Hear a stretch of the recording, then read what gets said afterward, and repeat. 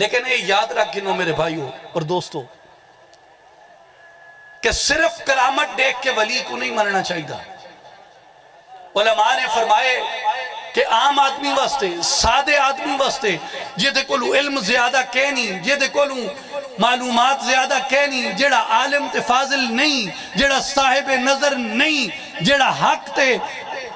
نا حق کو پہچان نہیں سکتا، جیڑا خیر تے شر کو پہچان نہیں سکتا، اگر وہ کرامت کو ایک کے ولی دی ولایت تا اس بات کرے، ان دے اندر گمراہی دا شائب ہے۔ ان دے واسطے این واسطے کہ ایک کرامت جڑی نور دے نال ظاہر تھی دیئے، روحانی طاقت دے نال ظاہر تھی دیئے، ایک استدراج ہے وہ بھی ایسی چیز جڑی عقل کو حیران کر دیں دیئے، جڑا جادوگران دا جادو ہے یا شیاطین دیاں شیطانیاں ہیں یا دیگر چیزیں جڑی ہیں جنہاں کو اسا سفلی علوم آکھ دیں، جنہاں کو اسا کالا علم آکھ دیں، ان دے ذریعے اگر کوئی بندہ کہیں جگہ تے آگ لگی ہوئی ہے تو وہ بھاگ کو بجھا دے وے، کہیں جگہ تے وہ کوئی اور ایسا کارنامہ کر دے وے جڑا عقل کو حیران کر دیں دے، تے فرمایا ان کو ایک کے ولی دی ولایت دا اس بات نہیں کرنا چاہیے، اس واسطے کہ اے استدراج ہے، اے جادو دے ذریعے بھی تھی سکتے، اے شیطانی عمل دے ذریعے بھی تھی سکتے، اس واسطے جیڑی چیز جادوگر کو تے ولی کو ایک دوسرے تو جدا کر دیئے او پیمانہ نبی پاک دی شریعت ہے۔ ولی کو ان دی کرامت نال نہ پہچانو، ولی کو ان دی استقامت نال پہچانو، ولی کو ان دی کرامت نال نہ پہچانو، کرامت بر حق کے مگر ولی دی پہچان کرامت نہیں، ولی دی پہچان استقامت ہے، اور ولی دی پہچان استقامت ہے۔ این واسطے حضرت سلطان العارفین سخی سلطان باہو رحمت اللہ تعالیٰ علیہ ارشاد فرمیندن کہ نئی فقیری جلیاں مارن ستیاں لوگ جگاون ہو، نئی فقیری وچ ہوا دے مسلح پا ٹھہراون ہو، نئی فقیری واندھی ندی سکیاں پار لگاون ہو، نام فقیر دلہاں دا یا حضرت باہو جڑے دل وچ یار تکاون ہو۔ فقیر وہ ہوتا ہے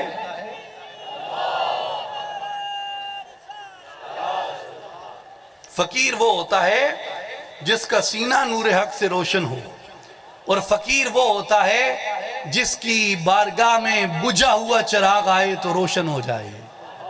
فقیر وہ ہوتا ہے جو کسی سوکھے چشمے سے گزرے اس چشمے سے پانی رواں کر دے۔ فقیر وہ ہوتا ہے جس کو دیکھو اس کی اداؤں کو دیکھ کے، اس کے چہرے کو دیکھ کے، اس کی صحبت میں بیٹھ کے تمہارے دل میں اللہ کی یاد تازہ ہو جائے۔ اور فقیر وہ ہوتا ہے جو علم مصطفیٰ کا پیکر ہو، فقیر وہ ہوتا ہے جس کا سینہ نور علم مصطفیٰ کی خیرات سے مالا مال ہو، اور فقیر وہ ہوتا ہے جس کا کردار، جس کی گفتار، جس کی رفتار اخلاق مصطفیٰ سے منور ہو۔ میرے بھائیو اور بزرگوں، آپ یہاں کافی دیر سے تشریف فرما ہیں، ایک آخری بات یاد رکھ لیں جو ہمارے آج اور کل کی